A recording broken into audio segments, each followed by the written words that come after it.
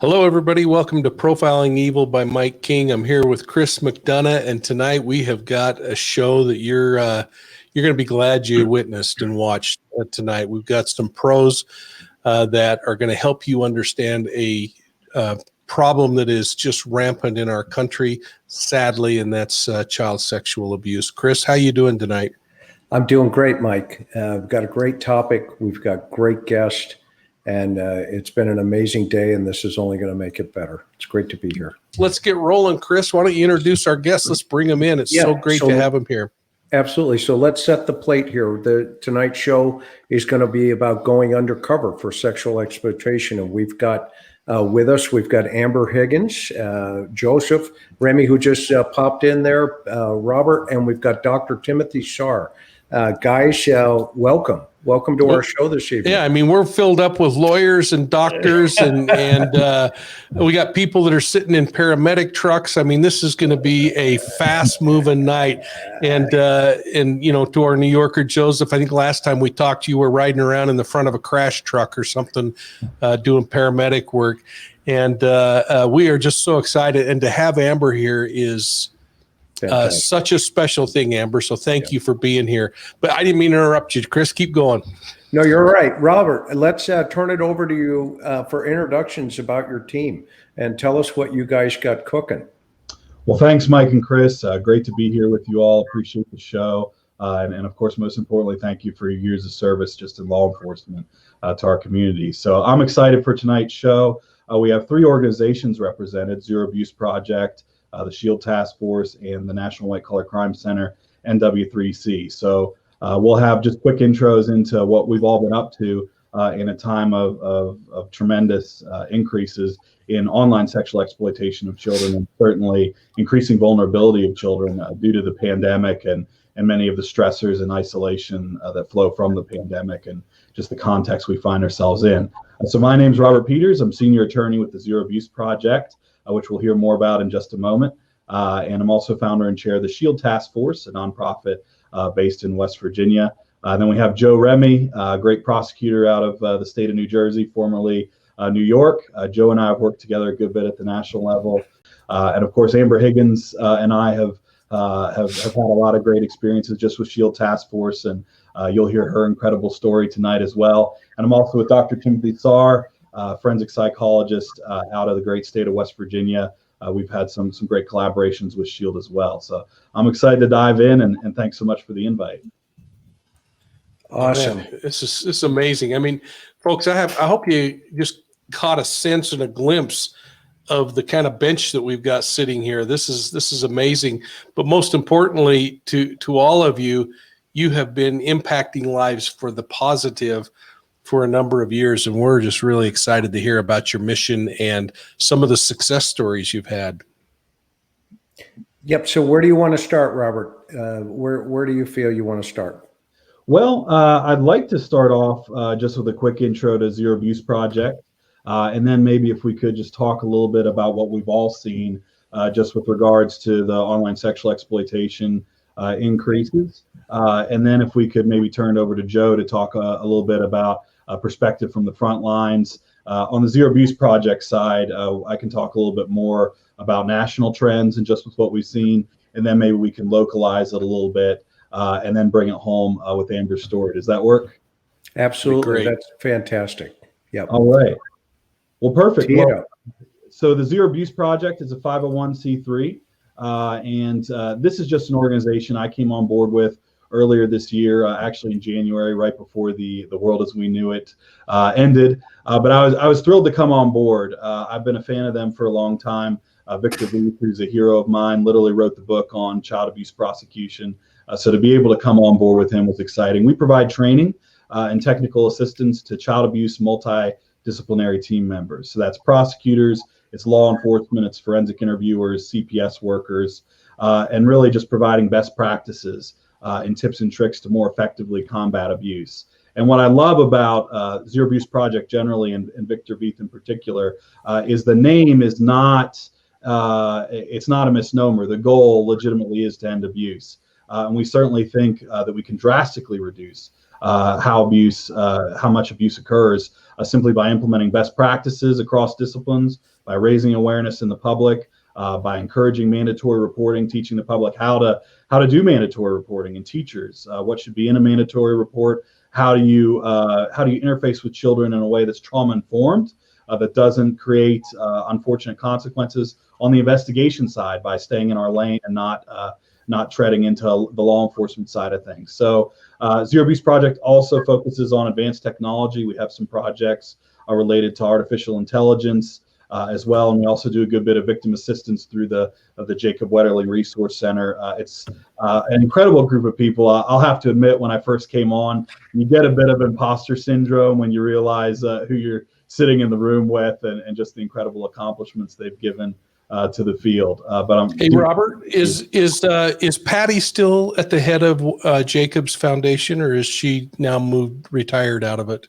She's still involved. I don't recall her specific role. I'm more on the TIP, the Trauma Informed Prosecutor Project side of things, but I know she's still heavily involved. The director of the Jacob Wetterling Resource Center is Allison Fay, who's a subject matter expert in abuse prevention and online safety and things like that. But I know they're still incredibly involved. They just had the Run for Jacob fundraiser, the anniversary of that, and so yeah, she's still very much involved, and doing incredible work. What an amazing woman. And folks, if you get a chance, go look up Patty Wetterling and Jacob's story.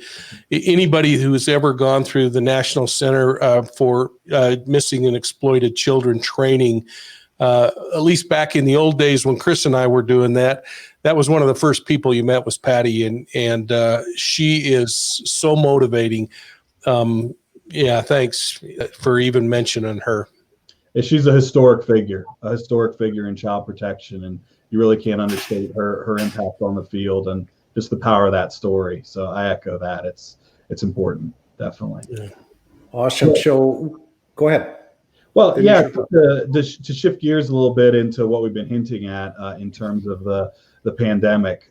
You mentioned the National Center for Missing and Exploited Children. That's a good segue. So if you go back to March of 2019, there were a little under 1 million reports to NCMEC, the National Center for Missing and Exploited Children. And if your viewers aren't familiar with that entity, it's the clearinghouse for reports of online sexual exploitation. So when a company or an individual sees something concerning online, that's sort of the natural place that goes so that it can be investigated to determine if it's a victim, if it's a minor victim, and to assist investigators in that process. So they received under 1 million reports in March of 2019, which is obviously significant, just under 1 million. But you fast forward to March of 2020, when we're in the lockdown initially, those reports doubled. And then if you fast forward 1 month later, so April 2019 to April 2020, they quadrupled. And then I believe on the year, it's about 100% increase. So just an explosion of online sexual exploitation. And so we've seen that play out in a variety of ways. There's been an increase in live streaming of child sexual abuse, an increase in terms of predators reaching out to youth on, say, video game platforms or any app really that has a messaging component. And then they'll often redirect children to a live streaming application where they can initially get some sort of compromising text or image or even video. And then they use that to leverage just increasingly horrific content and threaten, if you don't do this, this, and this, I'm going to post this, to your school's, Facebook page, or send it to your parents or whatnot. So some really horrific things coming out of that on the online sexual exploitation side. We're also seeing increases in terms of physical abuse. There was actually a recent study of, I think, 340 parents, and there's been increases in psychological abuse as well, just of children because of or linked at least partially to the pandemic stressors, where there was problems before, they're becoming more pronounced unless the parents are able to reframe all this positively. So for all those reasons, we're very concerned by what's happening at the national level with online exploitation. And I'm an attorney, so you put a quarter in me, I'll go on for a half hour. I have a question. I was going to ask the doc. Doc, I guess the question I got is are you expecting these floodgates to open when kids truly do get back in school and away from the influence of home, where they can meet with a trusted person? Yeah, was that directed at me? I didn't hear. Yep. I think it will. Schools provide a wonderful platform and a safe and secure environment for kids to kind of reveal what's going on. Also, and teachers probably don't get enough credit. They are the kind of the eyes and ears for these children. They notice change in behaviors or bruises on the children, or they're more withdrawn. And so we've seen, I think, at least in our areas, kind of this decrease in CPS reports from schools because the kids just aren't there. And they're basically trapped at home. So I would have to agree that once the kids are allowed back in school, then we probably will see this open floodgates, and I think we're all going to be pretty busy at that time. Yeah, if I can piggyback on that, there was a U.S. Department of Health and Human Services study indicating, and this is pre-pandemic, but indicating that 52% of confirmed cases of child abuse came from schools and school personnel. So I echo what was said. So let's take this in a couple of buckets tonight. Okay. So I think this is like a critical time that we're in, obviously with the pandemic, but more importantly, what you guys are presenting here tonight needs to be told around the world, because it sounds like we have predatory behavior adapting to the environment that has been created. Would that be an accurate assessment? Yeah. Okay. And so as a result of that, right now, the sight into that predatory behavior is somewhat limited, yet somewhat obvious, because we're seeing the uptick in that victimology kind of presenting itself. And so that's bucket number one. Let's talk about bucket number two in relationship to where do you think, let's say the pandemic goes for another year, hypothetically, okay?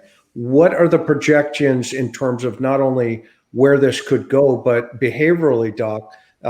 We'll come back to you on the second half of that question is, how do you think the predator will adapt in relationship to the long-term, adaptation to what's going on here? I know that was a long statement, but there's two buckets in there. So I think with regards, the predators adapt certainly probably quicker than law enforcement does at times. This is a platform that is made for them. We have children now at home that are unsupervised. Parents have to work.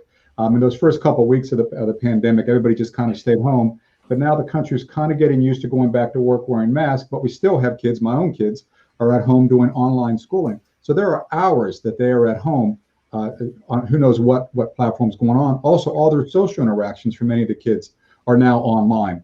And so it's almost next to impossible for any parent to keep track of everything. And when you consider how many message or computers and gaming systems and cell phones in which the predator has access to your child, it's phenomenal. I think my kids probably have 3 or 4 different platforms in which they all have messages. And so I think they are going to adapt very quickly. I don't know what Robert or Joe think about that, but they will be ahead of the game for a while until we can find a way to educate parents on and putting up limits with regards to how much time they can do on school.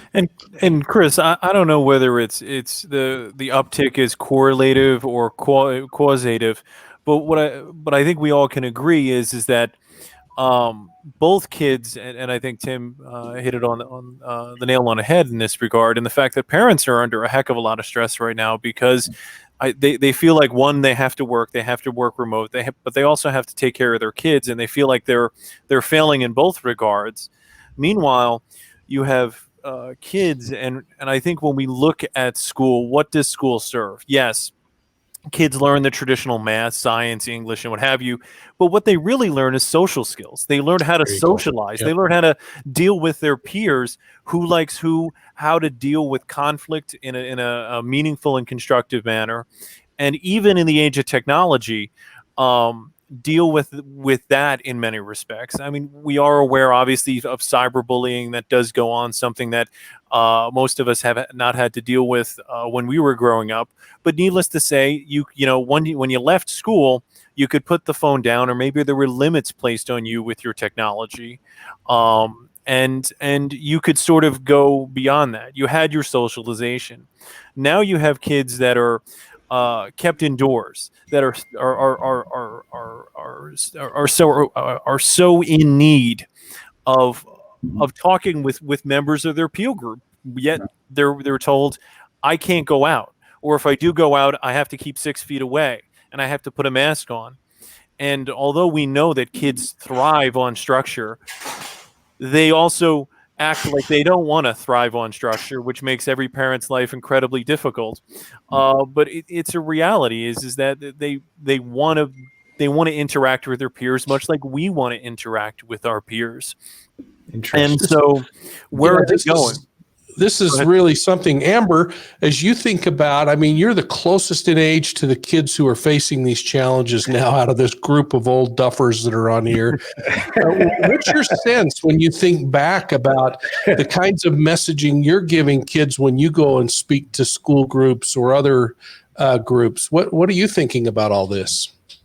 Now, just to piggyback off what they're saying, I completely agree because one of the things that when we go into schools with the Shield Assembly and we're talking to the kids, we talk about how important it is and how a lot of the peers that you have at school are some of the only people that you have to talk to. Some of these kids don't have anyone else but the kids or the families they've created at school. So now it's almost like this extended summer break, which has already been something that concerns us whenever we send these kids home for summer break because, like Dr. Starr said, teachers are the eyes and ears. So they're the ones who see these kids the most, interact with them the most.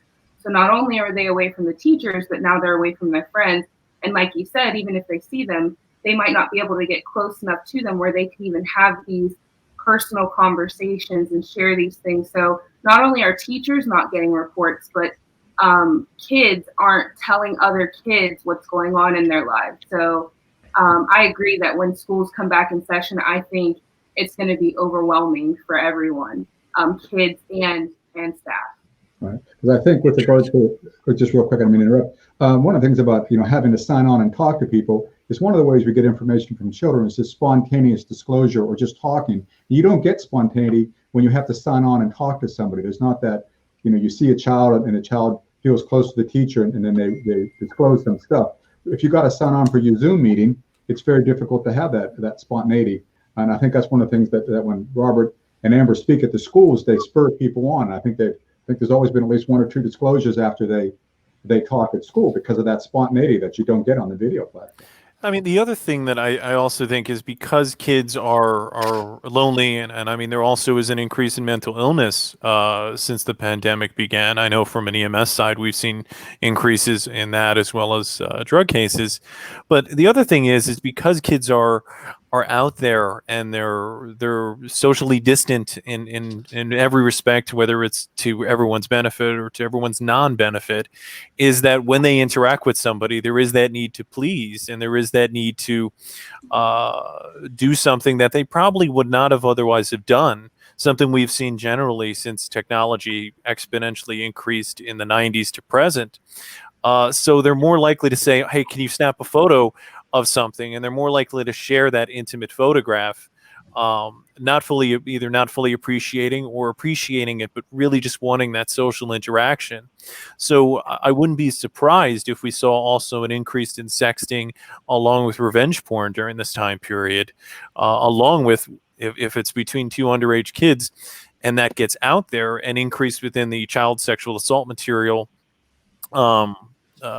possession rate in that regard, largely unintended, which as we all know also has an increase later on in life with emotional and psychological trauma. And obviously I'm not qualified to comment on that. I think Dr. Starr is more than qualified to comment on that, but I certainly am the lawyer EMT out of this group. And about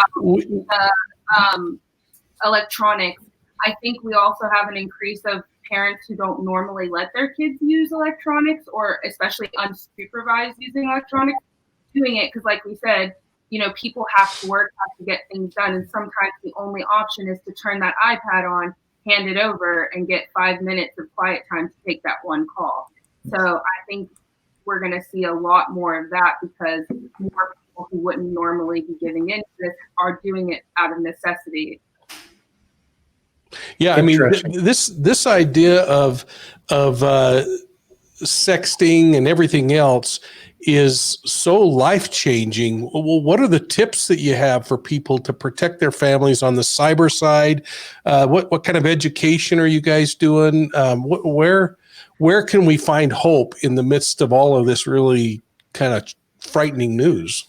You know, I if I can interject, I think that there's a lovely woman out of the Queens County District Attorney's Office, potentially on the line, who has done a lot on sexting along with revenge porn, in addition to everyone here.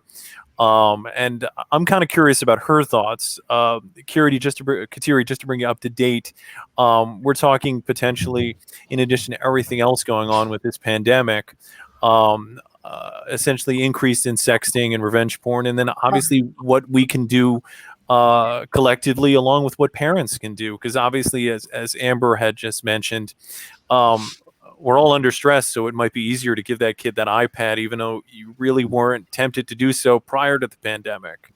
And that's exactly what parents are doing. Their kids, they think the kids are going to school and stuff, and they're actually online, on these apps and stuff, because of course there's no parental controls, and because the parents don't know enough how to put the parental controls on, a lot of the devices that they have. So they're on these apps, and the predators know that they're available all the time. And so it's been a huge issue. Okay, so you have to tell us, you got to give us your background there, young lady. You just can't show up on the show and well, blow first us of all, all let me away. apologize for being late. No, We've made a note of this, that you're tardy. But I am the chief of the computer crime or cybercrime unit in the Queens County District Attorney's Office. I've been a prosecutor for 30 years. I've been working in the computer crime unit since about 2002, doing mainly child exploitation cases, but also I do a number of revenge porn cases, sextortion cases. The sexting is really, it's exploding. I speak at conferences about the issue of sexting, but I also, more important, and a lot of that has changed because of COVID, so I'm not doing that anymore, but I was going into schools and speaking to students themselves and parent groups about, the issues of sexting, and to parents what you can do to, communicate with your kids. Also to the students, just, really what the dangers are about it, like thinking about the consequences before you send out that, that naked picture. Think about where it can go and stuff like that. And so that's really where I think a lot of the issue with sexting is with education. Yeah. Interesting. I don't think our audience, our demographics is, it varies. It goes like this, from grandparents to, parents today, to kids just kind of growing up into this who get the digital age. So just kind of break it down in a maybe a fundamental from, top down, what exactly some of that terminology means, if you don't mind. So in terms of sexting? Yeah. Yeah. So in terms of sexting, what we're seeing a lot of is, it's not just kids anymore. It's kids and adults. And we are seeing a lot more about that. And a lot of it is because particularly teenage girls want to be part of the group. They want to be, I can't think of the word offhand. They want to be noticed by somebody. They want to be admired by somebody. And, their egos, like that little boost that, say, an adult will give them when they're, having a conversation with them. And then what starts to develop is really what that adult is looking for is for pictures, or even to meet offline for a sexual relationship. And one of the things that I tell parents, which I tell this to kids too, I think it's very important. What 40-year-old man wants to talk, to a teenager? Anybody that has teenagers themselves, that there are times that you don't want to talk to your teenager, which is probably about 80 to 90% of the time. So why are these strangers reaching out to these teenagers? For one reason only, really for one reason only. And, it's become a huge issue. I mean, I've seen it with the cyber tips, the number of cyber tips. I don't know if you talked at all about cyber tips, but I did print out last week's statistics on the number of cyber tips that came in to the National Center for Missing and Exploited Children. And it's exploding. I mean, it's exploding there. It's exploding with us getting phone calls to precincts about parent-see conversations on an iPad or, on some kind of tablet, and they're like freaking out because it's like, oh my God, who is my kid talking to, and what is my kid doing? And the important point there is the child is the victim. You have to remember always the child's the victim. And so taking away all that electronics is actually kind of victimizing them even more because their lives center around electronics. And you have to remember that. I think you always have to remember that. It's important, to remember who the victim is and who the perpetrator is, and don't treat the victim like the perpetrator. And I think that's a big lesson I try to give, to parents and to grandparents, to guardians, and because the child, maybe they did something, but the reality is they don't understand the consequences of their actions because they're just too young. Their brains aren't developed enough. But I thought my teenager knew everything. I mean, Yes, at least that's what they believe, do. right? Yeah, we've raised 4 of them. Risk. Like that too, if you start at punishing, for something that was maybe, it's not small, obviously, but say it's a picture the first time. I will say most survivors I've spoken to, and I know I had this in my head, and I still fight this off, is thinking that it's your fault. So if they experience something that's even more escalated, you're taking away your chances of them coming to you and talking to you. Usually the first thought that pops into your head is, somehow I did something to cause this to happen, so I'm going to be in trouble. Right. And I think that's a great point, because I think it's really important for parents, to understand that, the child is going to feel humiliated. The victim is going to be humiliated. Like, how could I have been so stupid to do something like this? And it's like, no, you're not stupid for doing this. It's just like, you didn't think about it. And somebody, lured you into doing this. They talked to you in a certain way and made you feel comfortable. And, you thought that, they liked you and you thought they understood you. And so you thought that, you were in some kind of relationship with, this person who, even if they're saying that they're another 17-year-old, may turn out to be some 33-year-old man somewhere. Yeah, so let's bring our audience up to speed here, because the numbers keep growing as we get into this. We've assembled, just so everybody knows, we have obviously a panel here of experts from the Zero Abuse Project, as well as other parts of the U.S. in terms of district attorneys' offices. Dr. Saar here, and of course, Amber, who we're going to hear from in a moment, because we want to hear your story. But we also we want our audience to know. And by the way, guys, this is a worldwide audience. We have a map that we keep, and people get to weigh in. So we're just talking about probably U.S. statistics. I can imagine, globally, it'll be interesting. Your information, we're going to tell our audience today that their information will be available underneath at the end of this program today. But before we get there, if you have some questions, throw them up in over here on the chat box. But we also want to talk about NW3C. These guys are the best. I mean, they train law enforcement, DAs, you name it, all across the United States on how to handle this problem. And we're just grateful that they've even weighed in here, Robert, tonight. We appreciate each of you here. Mike, what are your thoughts so far where we're at? Holy cow, we're going to be in trouble that we don't go longer tonight, but we just got so much to move through. So I think let's do it. I don't know if there's anything on the prosecution side that we ought to cover before we move into NW3C and then the SHIELD task force. So maybe we ought to just make sure we have covered anything on the prosecution end that you want to talk about. So, I mean, I just wanted to mention that also we did mention the international audience. Interpol reports similar statistics as what we're talking about nationally with the National Center for Missing and Exploited Children. The other thing that I wanted to mention, and well, there's a few things, but one of the main things I wanted to mention was the stain that anyone feels when obviously pictures of them get released to the general public is it continues. It doesn't end in a week. It doesn't end in a month. It continues throughout their life, where they always feel like someone's who's looking at them is looking and has seen that picture.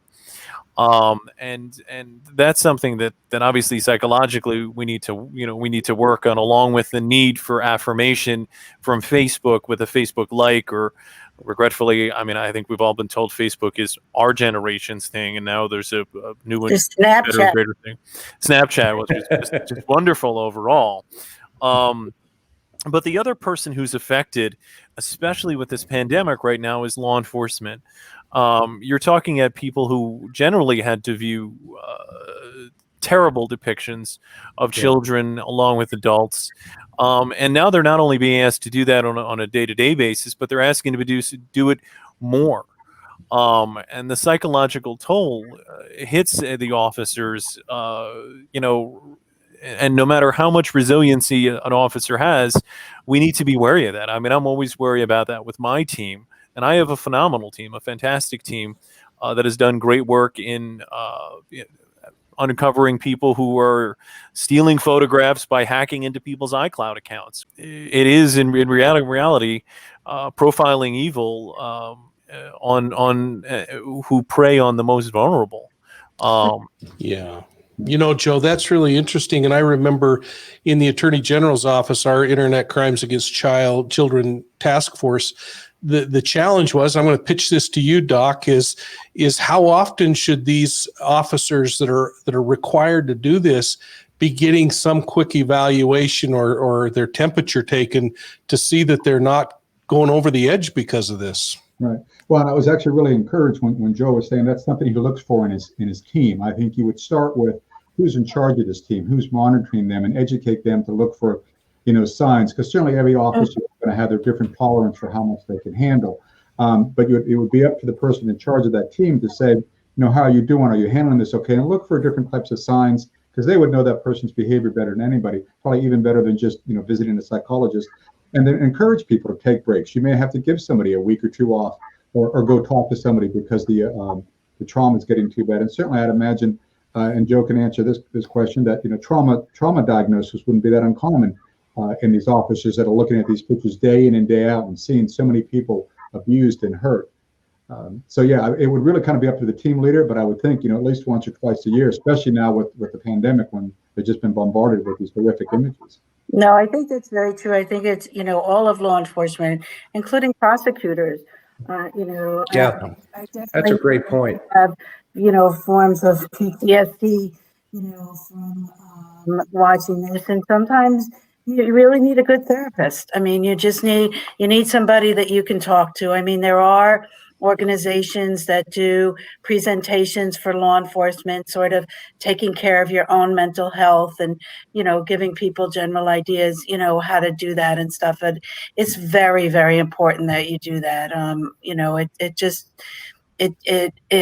It's a lifelong thing. You go to bed at night and you see these pictures, and I've read like victim impact statements, and then I've seen the pictures, and it's like it's terrible. It's like you really feel for them. Well, I think there just has to be kind of a culture within the law enforcement that it is okay to seek help. That it's from the top down. That this is not abnormal because you get a checkup or a wellness check with a psychologist. That this is just part of your job in order that you can be more effective down the road. Yeah, no, we had to do that when I was in Vice in '85, and I that was long before the internet ever existed, and that was behind the counter at the 7-Eleven store, right? And I can only fathom what what these guys and gals are going through in today's show. Let's move. Keep the conversation moving. This is a fascinating conversation, and as we go along here, stop or raise your hand and bring a point out. But let's get Amber here. And Amber, tell us a little bit about Amber and your story. Sure. I think we're doing a video for some of that too, or sorry. Yes, we are. We have an attorney on that. I just want to make sure I don't repeat things so people have twice. Yeah. My name's Amber, and I live here in Morgantown. I'm from West Virginia, originally born in Fairmont, but spent most of my time here in Morgantown. I work as a nanny full time during the day, and as well as teaching spin classes, and then do work for the SHIELD Task Force for about the past 3 or 4 years now. Going into schools and assemblies and educate on abuse prevention, internet safety, as well as human trafficking, as well as offering workshops to teachers, as well as law enforcement, and just different agencies that can use that information, which is pretty much anyone, as well as even going into churches and speaking to them about the effects of abuse on your faith and how that all works. So we really go into a lot of different places and just try to help as many as we can. Awesome. What do we have, Robert? What kind of video do we have here that can set the plate here for? Yes. Well, as you're about to see, Amber is an incredible speaker I've had the privilege of seeing over and over again. And one of the things I want to point out is at these school assemblies, and Amber has shared her story at every one of these school assemblies that we've done, 19 and counting throughout West Virginia. Every time we've done them, a child has come forward to disclose abuse. And I think that's significant for a variety of reasons. We co-present with law enforcement, with CPS, and when children know you care, when they know you're there to listen, they'll talk and they'll share. So this is a great video that was produced by the West Virginia Child Advocacy Network, an 84 agency that features Amber's incredible story, as well as a SHIELD assembly. Let's take a look.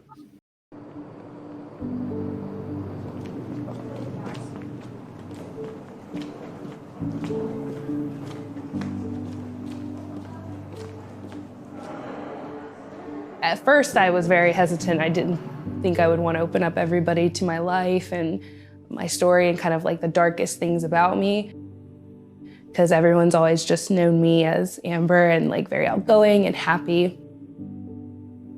I really thought about it and thought about what I wanted and what I needed when I was in school and what I would have wanted to hear from someone. And then it kind of felt like my duty, because no one else is really doing it. It does kind of suck, to trudge through those parts of my life. But it is worth it, because now, every assembly we've done, we have someone come up and disclose. And I could have very well been one of those children if I would have heard what I needed to hear at the right time. My name is Amber Higgins. I live in Morgantown, and I am a presenter and board member with the SHIELD Task Force, and I'm a survivor of child sexual abuse. I was around your guys' age when I was abused. The person that did this to me happened to be my best friend's father. So there's that statistic that we talked about earlier, right? The 90% of victims knowing their abuser. I knew mine very well. So he started doing things like, I came from a broken home and he knew that I didn't have a very good family dynamic, so he kind of created that dynamic. He made me feel like one of their kids. I went and did almost everything with them, spent holidays with them. He would buy me gifts just as if I was his own child. Whenever they do that grooming, then they'll push and push for more things. So the way that happened for me was my perpetrator thought it would be appropriate to tell me dirty stories that are only meant for adults. And I started to feel special, like I'm mature enough, I can handle hearing this. And as he would do that, he would say, okay, well, let me rub your feet. And he made that seem like such a normal thing in his home. He did it for his daughters. I thought, okay, well, this is just normal. This is what real families do. And then he would push that boundary, right? So then it moved on to, okay, well, it'll be okay if I rub your shoulders. And then he decided, okay, well, now it's okay. I can put my hands down in front of your shirt. And at that moment is when I really realized that everything was wrong and it wasn't okay. But instead of thinking that he did something wrong, I started making excuses for myself as to why it was probably my fault and not his. And then, you know, I would come down and stay again another time, and then he moved on to coming into wherever I was at night and sexually abusing me while his kids were asleep, sometimes like feet away from me. I had finally entered into 8th grade, and I had a friend at school that I would start confiding in and telling her about what was happening. And one weekend I came back and told her what happened, and she said, you know, you can't do this anymore. If you don't tell, I'm gonna tell for you. Which most people would think would like make me angry, but inside I was so relieved because I finally knew like I was gonna actually tell, because if I had to do it by myself, I wasn't gonna make that decision. So I went and reported, and unfortunately my first time through the system was a pretty negative experience. I wasn't believed. My mom refused to come to the school, so when I had to tell her, I had to go home and tell her. So all that the counselor could think to do was have me write down what happened in a letter, and then she gave me the letter and basically said good luck and sent me home.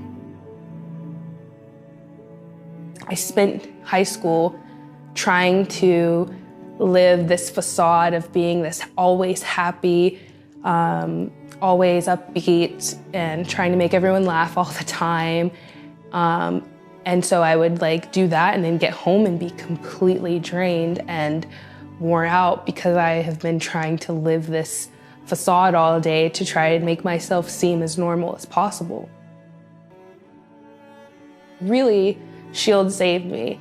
Because when I first started, I really wasn't in that great of a place. I was doing pretty good at like making it seem like I had finally got it all together, but I still was not doing the best mentally. But SHIELD allowed me to work through it in a different way. So it's like every time I was telling my story, it was giving me something. Even though it took a little bit away, it was giving me a lot more.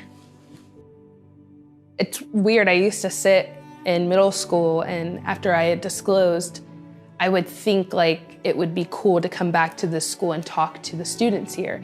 But I didn't think that that was like a real thing or that that would ever happen. So now that I'm doing it, it's kind of funny to me that like little me had, you know, foresaw that this was going to be something that I would be doing.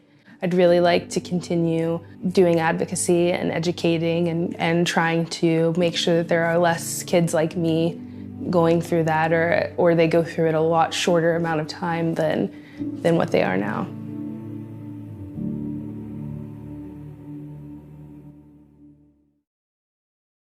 So basically in the video I was just sharing at the school assembly, you know, I share my story and go through the steps of basically how he had groomed me, you know, and how someone who I was so close to and I looked at as a father could do something like that and continue to do it for such a long period of time. And then I talked about how I had gone to school, and this is something like I was saying earlier, I confided in a girl I'd gone to school with. She's the only person I had told. And I told her because I just felt like she kind of had the same kind of life that I did. And I felt like I related to her. And finally, I had come back one weekend and she just couldn't take it anymore and told me that if I didn't go and tell, that she would tell for me.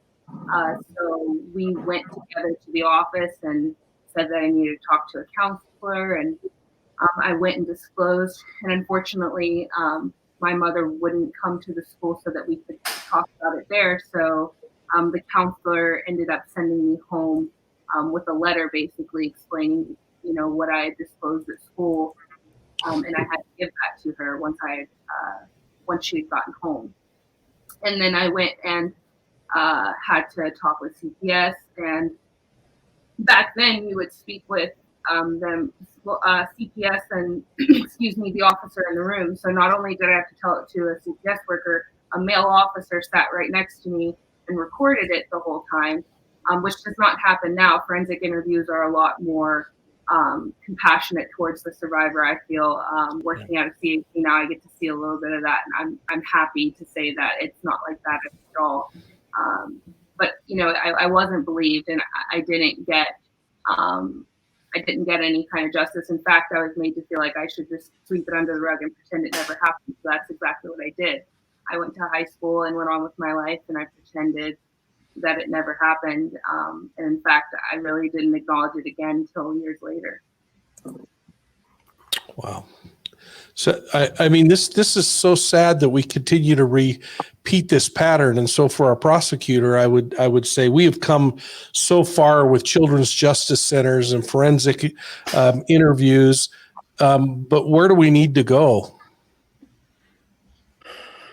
How do we get better? I think the reality is that, children as a whole, and I think that seems to be what you're finding, Amber, is that children don't disclose right away. And sometimes there's an intervening factor that happens that allows them to disclose. And from what Amber's saying, it comes, in her experience, it comes from going in and talking to students in the school, and maybe that's what we need to be doing more of, to try to encourage some of these victims to come forward. Yeah, if I would have had somebody come in and first of all, explain to me what was happening to me, because it wasn't until really high school and getting older did I really understand what child abuse was, and that I didn't do anything wrong. I mean, to go and tell people that and then have that be the outcome kind of solidified to me my fears of why I wasn't telling in the first place. And that happens a lot more than people think. Well, why would you come back years later and bring this up? Well, because it's scary and it's hard, and it's not, I mean, who wants to tell someone that, regardless of whether you feel it's your fault or not, why would you want to tell anyone that? And that, I think that also goes to when people, say that, if you're older as a child and you're making, you're coming forward and you're, telling what happened, there's the defense of, that the child is making it up. But the reality is, what child would go through this, and would have to speak to strangers, over and over again about what happened to them, if this wasn't true? I think that the pain and humiliation has always been on the victim, whether it's through child abuse or for rape. We put them through the ringer and make them go through a whole lot more procedures than we do the people that actually did the perpetrating. And I do agree with Amber, the system has gotten better as a whole. There are pockets of areas that need to be doing better. Amber's story, and there's a really incredible series of circumstances that occurred that's just been remarkable to watch. So Amber, if you could talk a little bit about, okay, you've had this period that's passed where the system responded terribly, and you're left in this place. What changed, and can you sort of set the stage for what happened next? Sure. So I graduated high school, and I ended up moving out on my own finally, and had a semi-live-in boyfriend, and just started having my first real adult relationship. And in that, I had finally confided in him about what had happened to me. And through talking with him about it, he had brought up to me, well, you didn't actually go to trial, you could still bring these charges up. And I had no interest in doing that. I had pretended this thing didn't happen for so long that I assumed we just keep doing that. And it wasn't until he said, well, what if he's doing this to somebody else? And then I cared, because I could not imagine not doing, whatever my last resort option was, and making sure maybe he couldn't do that to someone else and affect their lives the way it affected mine. And honestly, at that time, I hadn't even realized how much it had affected my life. So I had decided to go, and I went to the West Virginia State Police Barracks here in Morgantown, West Virginia, and I asked for an officer so that I could file a report. And I had been introduced to a trooper by the name of Trooper Horn, and he's who I sat down with and ended up disclosing to again. He's the first person who ever, after I disclosed, looked at me in my face and said that they believed me, which was insane because at the time I was, 19 years old. That's 10 years later, right? Just about, Good yeah. night. And so, even though he said that, he did follow up with, I'm going to help you, but I need you to realize, it's years down the road. You have a lack of evidence, and it's going to be your word against his. And I end up telling, Officer Horn that at one point my abuser did try and talk to me, and it was just too much. I ended up just, getting away from the situation, and that was that. But I believed that he would talk to me if I tried to. So I asked Trooper Horn to see if they would allow me to wear a wire and try to meet up with him so that I could have a conversation and see if he would talk to me again. And we actually have a couple clips, and I know we're living on time. But Keep going. Yeah. Let's jump on over, Tyler, and play the first of these clips. And keep in mind that this is Amber alone in a park with a wire, and the gentleman you hear on here is Richard, who she's been discussing. I do want to talk about what I mainly came to talk about, though, and get that over with, because I want to go to New York and not have any kind of, you know what I mean? I just want to go with a clean slate and be completely free of anything I worried about here. And before, when I came to your house and we talked, I wasn't ready to hear all those things, and I wasn't ready to talk about them. But I've had time now to really sit down and think about things, and I know who I am now, and I am myself as a person, so I need to hear those things and to talk about it and be done with it and put it behind me, and I'm sure you want to put it behind you. And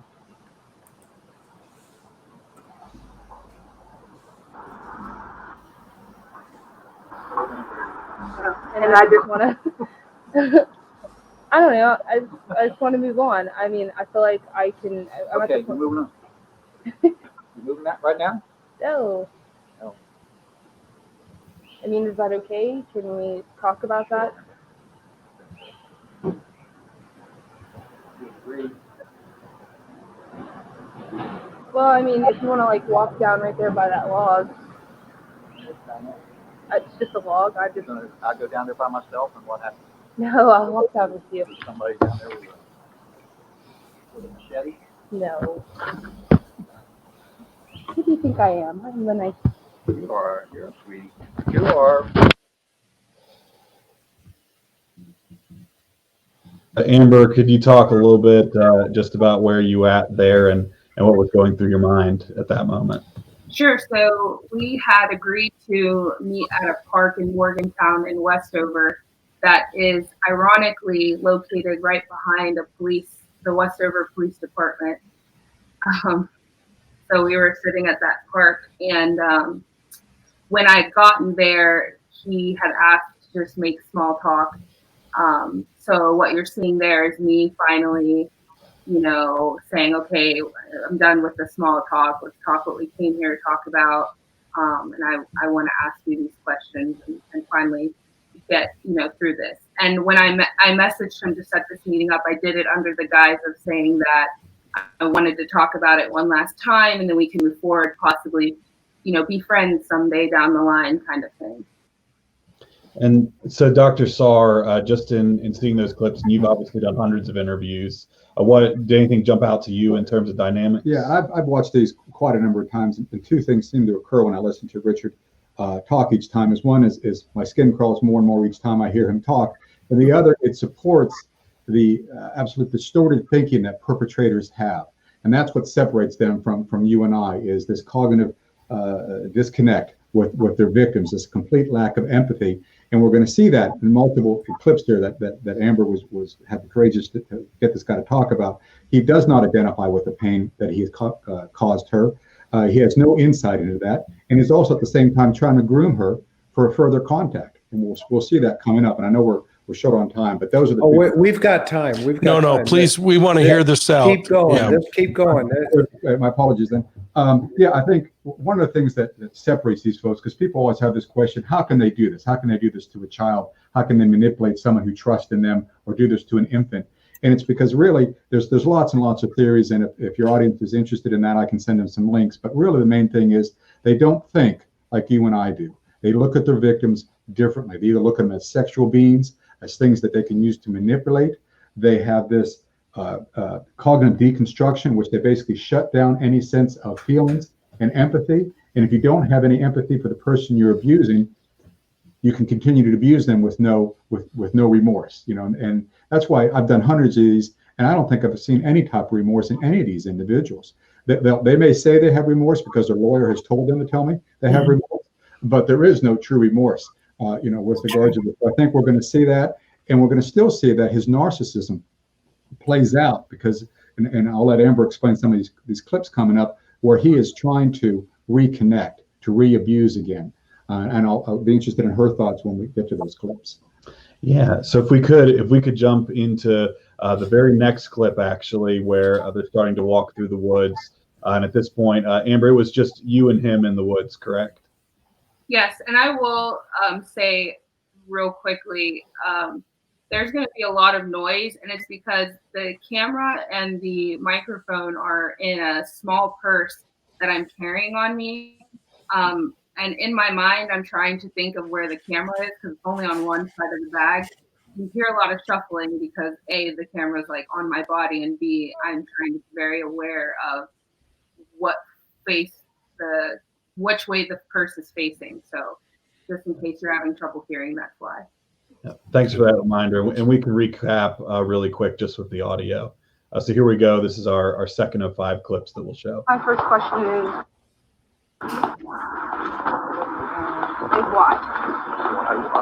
Why me? Why did we have the relationship we did? It wasn't a relationship.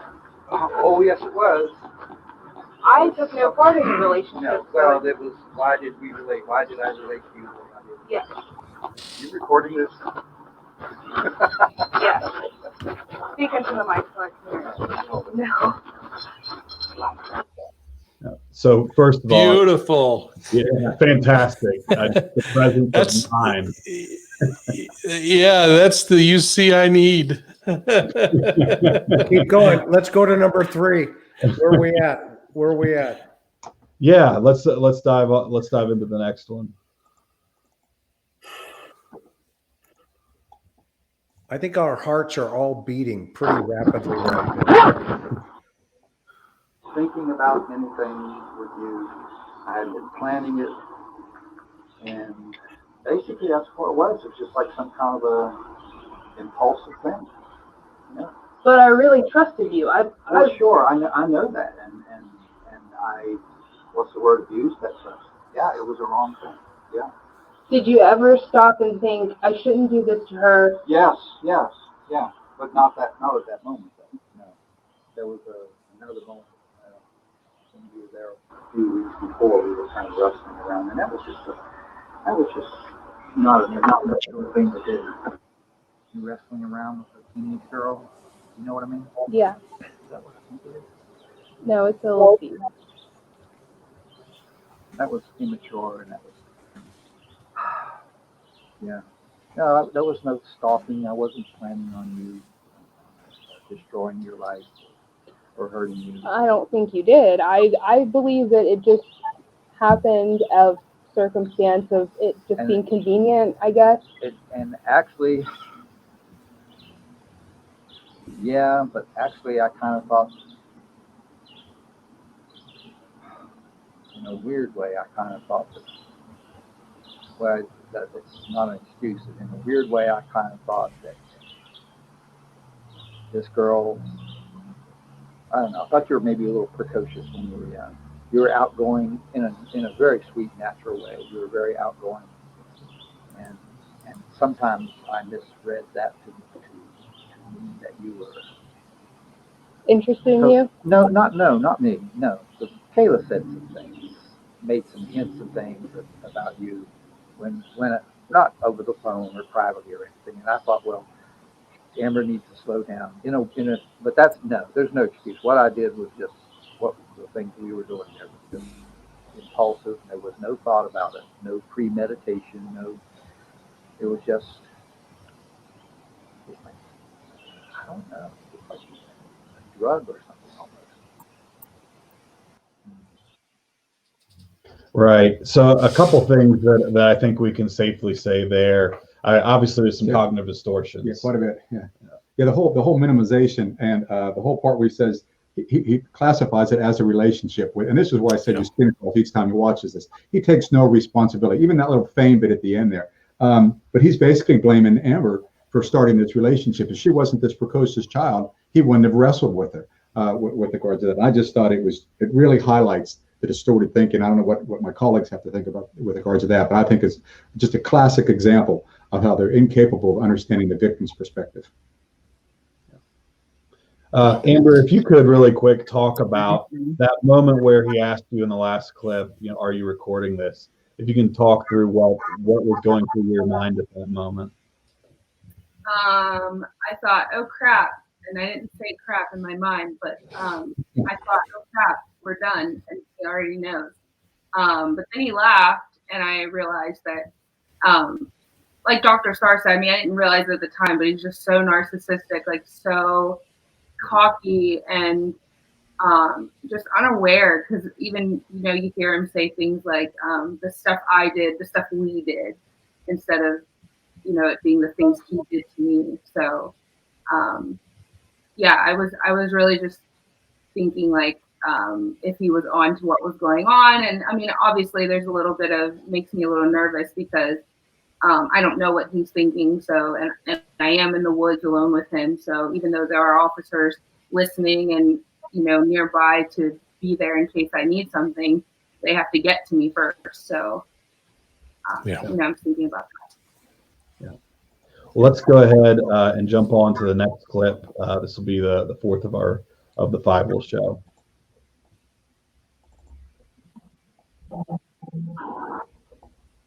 I would like you to communicate with me. There's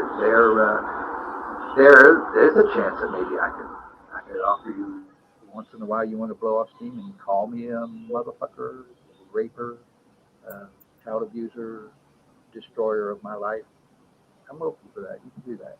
Can you openly say to me what you did? That's what I need. Yeah. No, I'm sorry. You have to completely own up to it. I did this, and I am sorry. Yeah, I did, and I'm sorry. Can you even say it then? I did. Yeah, I touched him. Yeah. I guess that's more than what most people could do. Well, I know that. Yeah, but it's one thing. It's my phone. Yes, I know. Where's your wire? If I could afford it. I don't trust anybody either. Well, it's the world we live in. I really hope that that's not true. You really have a gun on you? If I do, why? You're out of here? I don't know that I could sit here, but... Just sit down. Okay, that's good. I have my ginger, which I'm always eating. Myself. Okay, that makes me feel better. Be my friend. Be my friend on Facebook. And curse me, cuss me. Maybe I have some wisdom that you can take away from knowing that you can put me in prison any moment. Power. You have the power. Yes, and when I see you dancing across the screen, which I fully expect you, Babo, I expect to see you rise like the phoenix. You know what the phoenix is? Rose from the ashes, and sweetheart, I expect you to rise and be everything you were on track with. Minor, you've taken a major detour. You are going to rise. I don't think there's anything to stop you. And I've always believed that from the time you were just, I didn't know you when you were that big, but you were this big. And I got tons of pictures of you and Savannah and Kayla and your mom and Ron, tons of pictures. And you can tell by looking at it yourself. Look at that face. Whoa, mine? Yeah, I can tell what? yeah, but you're not a normal kid. But you're destined for something good. I don't see you going to be popular or a movie star or anything like that, but I think you have something to give you a light, a fire in you that it's going to carry you across anything. And I'm glad that I got to see you turn into a beautiful woman. You have. Gorgeous. Thank you. Your boyfriend appreciates it. I'm sure he does. One really quick thing to clarify. Amber, when he whispers something into the camera, what did he whisper there? He picked up my phone and whispers into it, I'm sorry for touching you inappropriately. Like, you know, going on with the joke about my phone being the recording device. And do you know how law enforcement reacted when the gun enters that conversation? Do you know what was going on behind the scenes there? Yeah, when he says that he carries his Glock, that's why I was asking him to reiterate whether or not he had a gun on him or not. Because I was told by law enforcement that they were getting ready to come in and stop it when they heard him say that, because they were worried about my safety at that point. Yeah. Yeah. Yeah. And does that so that clip in particular, you mentioned earlier the grooming process. Well, yeah, you can see where, and I work with Wetterling, but he's picking up where he left off. He's trying to be very charming, and then he's also asked to see if she's got a boyfriend, and can I be your friend on Facebook? I think one of the things that Joe mentioned early on is when people are texting back and forth, it's got to fill from self-esteem needs. And this guy's basically trying to see if he can start another relationship with Amber with regards to that. And so again, no clue. You know, this guy thinks he has a chance when he actually molested this young woman as a child. He's just clueless. Well, let's jump in to the final clip. Be interested in hearing just some thoughts from our host, just given your all's law enforcement background. So 1 second. I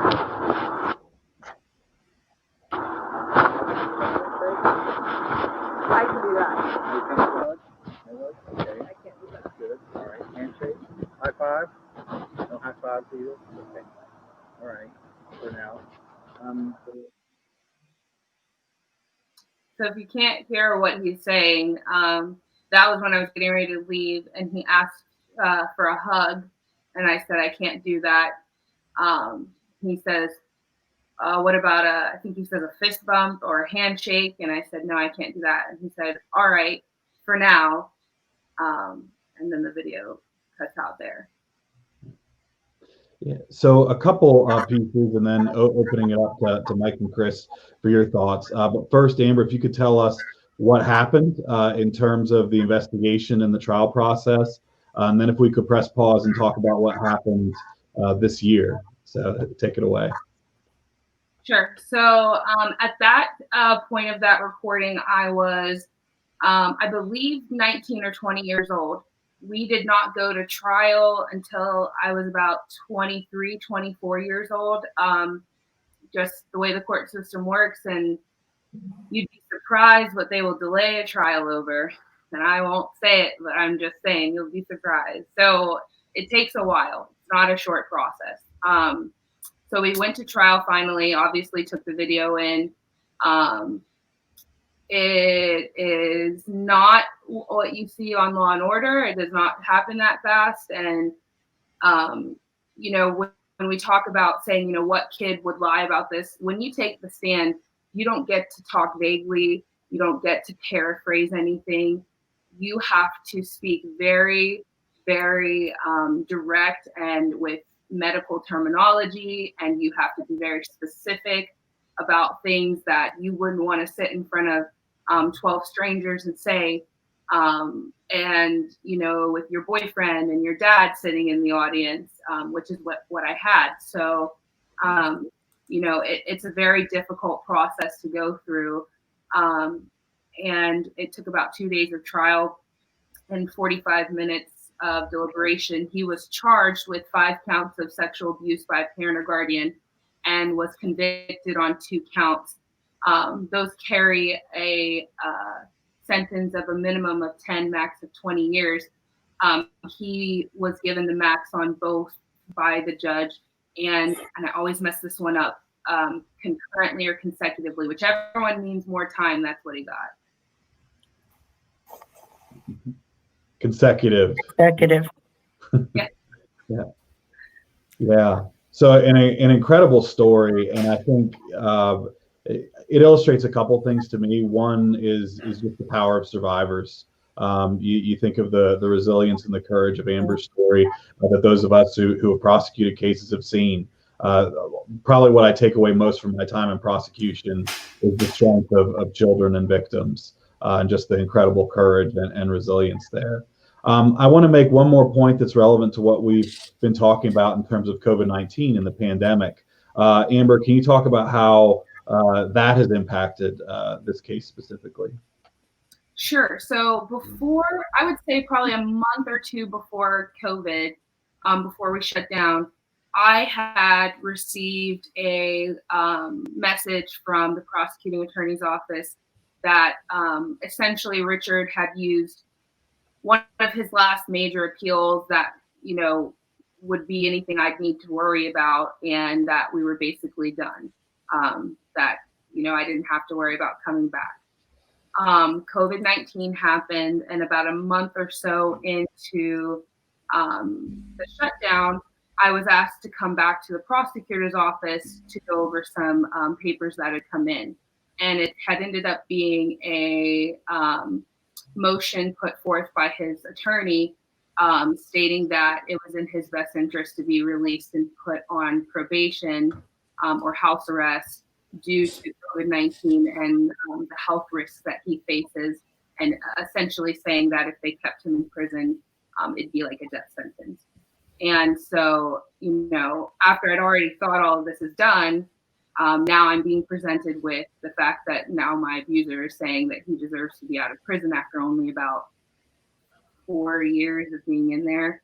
And not only that, you know, he submits this long, lengthy apology that I have to read because I have to respond to it and say whether I think it's sincere or not. And quite frankly, for after 4 years to get an apology when you're trying to get out and have to read it is just kind of a slap in the face, honestly.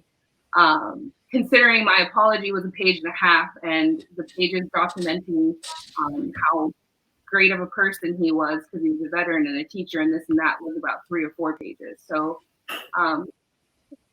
these things are never really over. And then you add in something like this, like COVID, and you think, wow, this is crazy. This is everything going on. Well, it adds a whole new element that I'm sure, you know, Joseph, that you've been prosecuting, I'm sure you're looking at cases or things that you didn't really think you'd have to revisit because of COVID.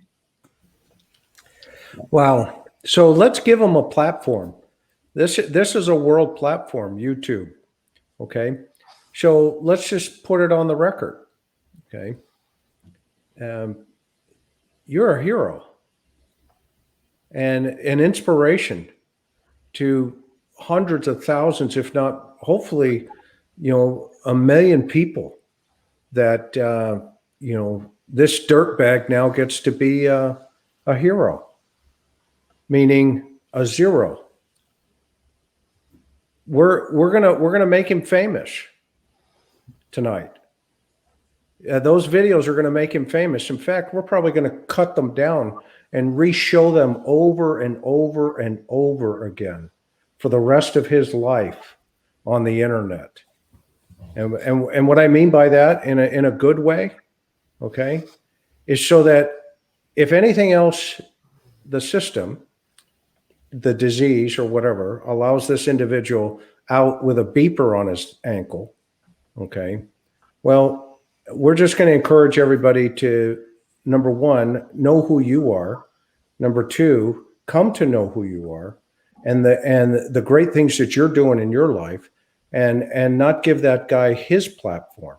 He took it away from you, and now you've just taken it back in an empowered an amazing amount of people. I'm watching the chat over here, and when you later on, when this replays here, you have empowered so many people over here, and so many of our viewers.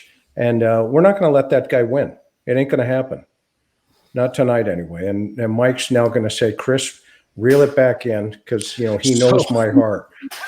So Amber, number one, how proud we are of you. To the prosecutors, my question goes back to, I don't know what year this would have been when the assaults were occurring, but was there a change legislatively that allowed the statute of limitations to expand and be able to prosecute that case this long after the fact?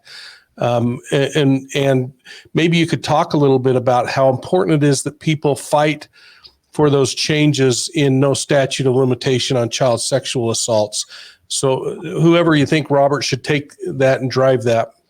Yeah, I'll speak to West Virginia. I know there's been some significant updates, and I'll defer to the experts in those states where that's happened. In West Virginia, actually, our law is excellent. There's no felony criminal statute of limitations in the state of West Virginia.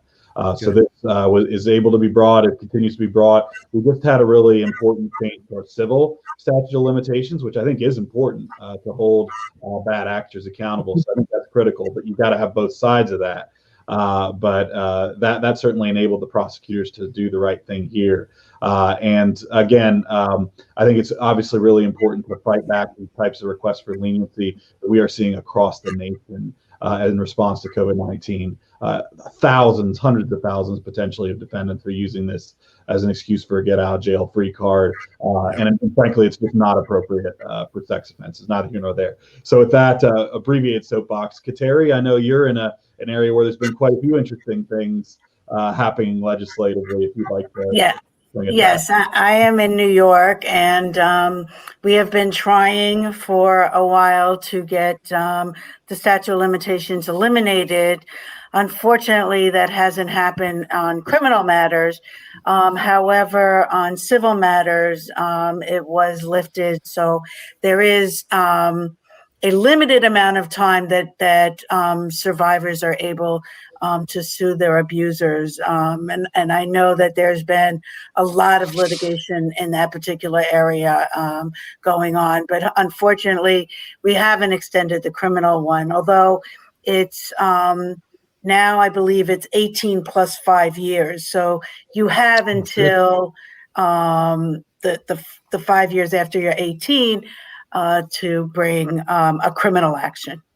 And if I could make a quick point on that, we know from studies that male victims of abuse, on average, don't report until 20 years later. Right. So many statutes of limitations, and it sounds like New York is one, are going to exclude the majority of those cases. So I think that's something for legislators to certainly consider. That's something Zero Abuse Project has actively been involved in, and it's something we need to continue to push the needle on across the nation. Yeah, I mean, that's really the key, isn't it? And the place where the people who are listening to this, and in perpetuity, the people who will listen to this is a place where you can impact it, getting with your local legislators and others to talk about the fact that there cannot be statutes of limitation when it comes to child abuse, because these children, they have to mature before they can ever step forward. Amber, you're a beautiful example of that. It took a while until you finally said enough is enough, and you did it much younger than most do. And gosh, I didn't know, Robert, about the fact that for boys that it sometimes takes 20 years. It absolutely is a place where we now on the outside looking in can make a difference. So if you know a legislator, you ought to have that dialogue with them, folks, about what are those statutes of limitation, what are the challenges, and help get people to step up and push for legislation in this regard. Then I'll get off my soapbox, having spent too many years in a AG's office. So if I can ask a question to Amber, as prosecutors, Kateri, Robert, and I often have difficult situations where evidence may not be sufficient, but we believe the child, or we believe the adult, indicating that, listen, this happened. What can we do or say to make it easier, other than being honest and willing to move forward on the cases where we can prove a case beyond a reasonable doubt? And when we can't, and we're personally crestfallen when we can't, but we can't move forward. I mean, I carry my cases with me. I'm sure Kateri does as well. It's heartbreaking sometimes when, even if there is no statute of limitations, or there is one and it is within that time, where I look at it and I go, we've tried everything and I believe you, but I can't make the case criminally, go forward. Yeah. So a couple things as far as like what you can say as far as just helping to get a survivor through it, mentally. I think the number one thing for me is I wanted the prosecutor or anyone I worked with to be 100% upfront with me.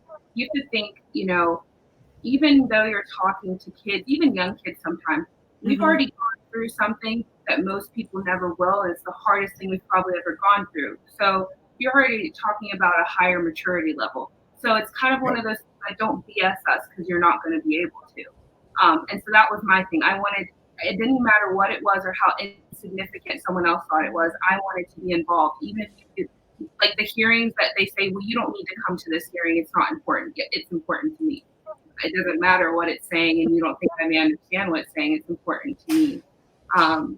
And then as far as, when you feel like, I believe them, but we just don't have the evidence there, I think, with something like what I call him Trooper Horn, but I need to call him Sergeant Horn and get his name right, because I'm quite sure that matters. So I'm going to call him Sergeant Horn from here on out and give him his respect. So Sergeant Horn, he really, he took that leap of faith with me and did something that, from what I've heard, is not something that most law enforcement would think to do or be willing to do. And even some of his colleagues, had the thought, what person who got away with this, 10 some years ago would ever sit down with their victim, let alone admit to it.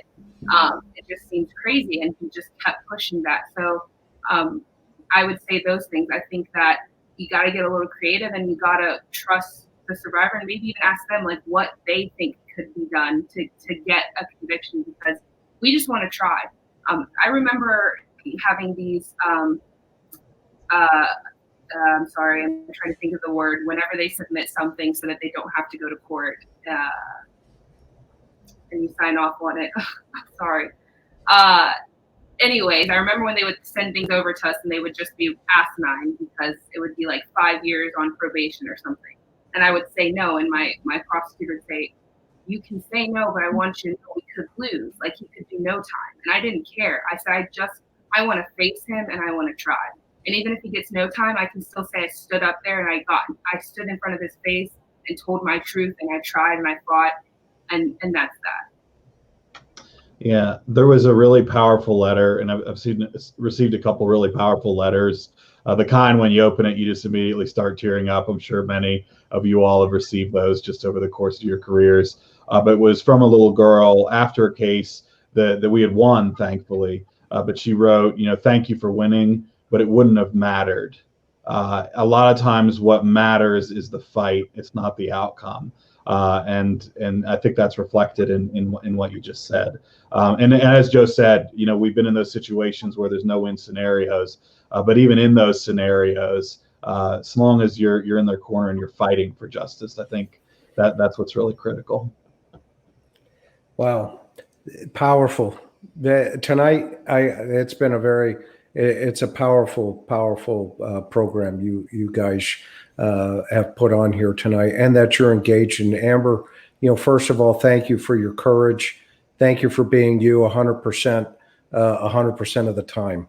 And you are an inspiration to many, many people. I personally believe that tonight.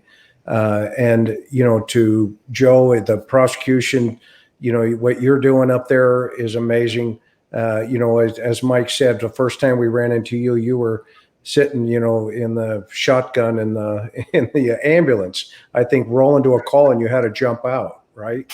And Kateri, I mean, what you do on a daily basis, I can only imagine, where your heart is. I definitely know it's within those victims, and you come from here, but you have a gift that's able to present that in an amazing way. I would I would just say that, it's Amber that keeps people like Amber that keep me going. Absolutely. I mean, Absolutely. because, Totally agree. to see a survivor really surviving, I mean, it's incredible. It's really incredible. Yep. Robert, you have an amazing team here, and just everybody who's doing everything, in separate different directions to, bring the life of one child, to a positive resolution. And Amber, I think, is a perfect example of somebody that you have at the tip of the spear for what you guys are doing. And so I thank you for that, and for, even accepting our invitation to come, share this great work that you're doing. Dr. Saar, final comment for you. I have a question to give our audience. What is the hope that they can grab onto that can propel them forward to have the courage to be just like Amber and really change their life in a positive direction, even if it's a very small step? What would you like to share, if anything, that comes to your mind? Would be actually, I'll honestly sharing Amber's story, but I think taking the chance to tell somebody, and I don't think we'll get into it, but Amber actually told somebody when she was a child and was not believed, and she continued to tell somebody until someone believed her. And that in itself can be quite healing, to get somebody to look at your face and say, yes, I believe you. I believe this happened to you. And go on then. So it's not to ever lose the fight. There are people out there that will take time to believe you in law enforcement, and certainly in these prosecutors and in the mental health field, and to hang on to that hope. Even if your family abandons you, to find somebody else. I think it was Amber mentioned a boyfriend that encouraged her to go on. So you will find hope in somebody down the road. Counselors, thank you. And Doc, thank you. Amber, above all, thank you. So kind of all of you to give us part of your night tonight. Subscribe, hit the button or the bell or whatever we call it. Okay, you get the last word and close us out. What do you want to say? Oh gosh. Well, first I want to say thank you to you guys for having us on, and thank you so much to everyone else participating. It's been a pleasure to meet you guys and just to learn from you. And I appreciate getting a chance to speak and have a platform. The main thing I want to say and close out with is a lot of people ask, if someone discloses to me or tells me their story, what should I do? My number one thing I want to say is, first and foremost, be quiet and just listen. Just listen, because a lot of times we just want to know someone is hearing us. And then the first thing you should say is, I believe you. You have no idea what impact that could make on a survivor that is disclosing to you. So always, always, always believe them. Wow. What great counsel, and what a way to end. Thank you so much, everyone. And to all of you, thank you. Good night. Thank you. Good night. Right.